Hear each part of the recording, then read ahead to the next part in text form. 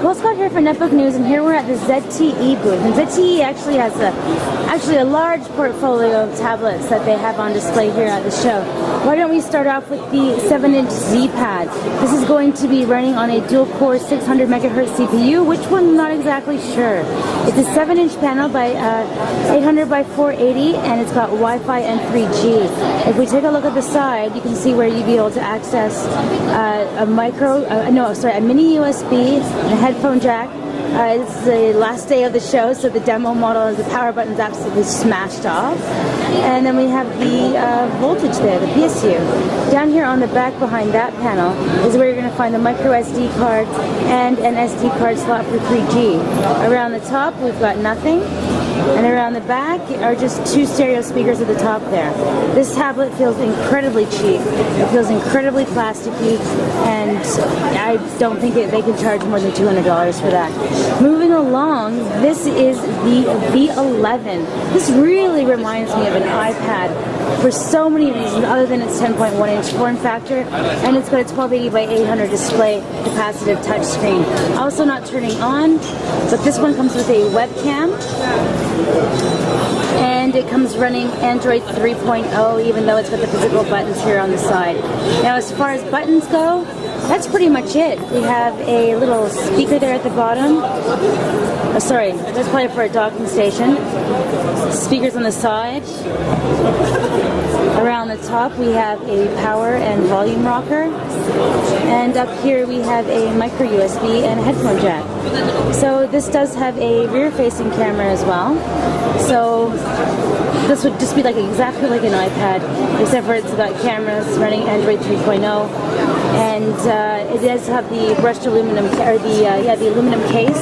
So it feels a lot sturdier than the Z-Pad. So here on the other side of the booth, I just took a little walk around. This is where we have the actual working models. So this is the V9 7-inch capacitive touchscreen, 800 by 480. As you can see, it does have access to Android Marketplace. It's got a GN light sensor, 3-megapixel camera that you see right here. And there's a camera at the top there at the back. On the bottom, we just have one of the speakers, nothing around this side. Only a headphone jack there, and a volume rocker. So the only connector here is a micro USB, I believe. And put that back in there and play some Angry Birds.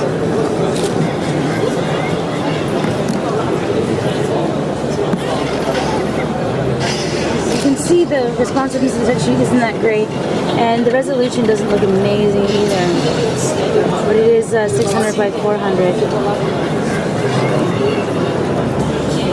Escape to home. Ooh. Sorry about that, kids. Alright, it's firmly in place there. You can see on this model we actually can make phone calls.